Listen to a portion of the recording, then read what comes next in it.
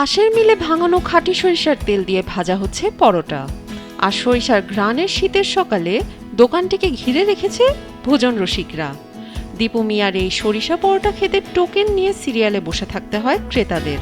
তো সেই সকাল 7টায় আসছি, এখনো পর্যন্ত সিরিয়াল পাইনি। দীপু মিয়ার দোকানের পাশেই যান্ত্রিক ঘানিতে ভাঙানো হচ্ছে সরিষার তেল। সেখান থেকে ঝাঁঝালো সরিষার তেল কিনে তৈরি করা হয় গরম গরম পরোটা। আর এই পরোটা খেতে দূর দূরান্ত থেকে ছুটে আসছে সব বয়সীরা। সরষের তেলের গন্ধ পাইছি, গন্ধে পেট মৌ মৌ করতেছে। চাহিদার কারণে আগে টোকেন সংগ্রহ করতে হয়, তারপর অপেক্ষা করতে হয় গরম গরম পরিবেশনার জন্য। প্রতিদিন দীপু মিয়ার দোকানে বানানো হয় শত শত পরোটা।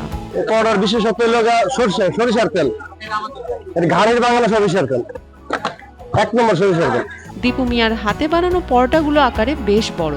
আর বিশেষ এই পরোটা খেতে হলে আপনাকে যেতে হবে মুন্সিগঞ্জ মীর কাদিম পৌরসভার প্রাচীন বাণিজ্যিক এলাকা কমলাঘাটে।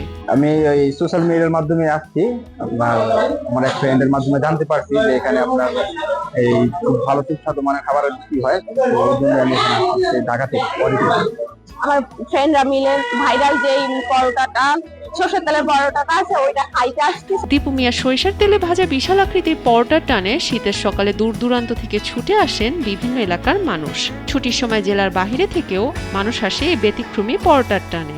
উন্মুক্ত পরিবেশে বসে তৃপ্তি সহকারে খান পরোটা, সাথে ডিম ও ডাল। পাওয়া যায় হাঁসের মাংস, মুরগির মাংস। বেচা বিক্রি হয় সকাল 7টা থেকে 11টা পর্যন্ত। খাবার হাতে পেতে অনেকক্ষণ সময় লাগলেও খাবারের মান ও দাম নিয়ে যথেষ্ট সন্তুষ্ট ভোক্তারা। এখানে এসে সবচেয়ে যেটা ভালো লাগছে বেশি যে ওনাদের ব্যবস্থাটা হচ্ছে টোকেনের মাধ্যমে ওনারা খাবারটা পরিবেশন করে। এখানে কোনো মানে অনিয়ম হচ্ছে না, সবাই টোকেনের মাধ্যমে যার সিরিয়াল আসছে সেই খাবারটা সুন্দর মতো পাচ্ছে। 15 বছর আগে দীপু মিয়া শুরু করেন এই দোকান। এই সরিষার তেলের পরোটা কমলাঘাটের প্রায় 200 বছরের ঐতিহ্য বলে জানান তিনি। আমার দোকান 15 বছর ধরে চালাতে আছি, কিন্তু দোকান ভাইরাল হয়েছে 1 বছর ধরে। এখন মানুষ দূর দূরান্ত থেকে আসে, লোক বেশি হয়ে জায়গা, এই কারণে টোকেন সিস্টেম করছি। টোকেন সিস্টেম করাতে মানুষ অনেক বিরক্ত হয়ে জায়গা, অনেক মানুষ হয়ে জায়গা তো সবাই খাওয়াতে পারি না।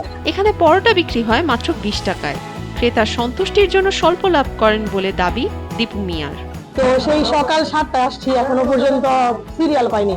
প্রচুর ভিড়, এখানে টোকেন নিতে হয় পরোটার জন্য। যদি আগে জানতাম তাহলে হয়তো বা একদিন আগে টিকিট কাটতাম। শুনছি অনেক ভালো খাবার, অনেক ভালো, কিন্তু সেটা আমাদের কিসমতে নাই। অনেক ভিড়, যার কারণে চলে গেছি, কিন্তু বেঁচে থাকলে আবার আসবো।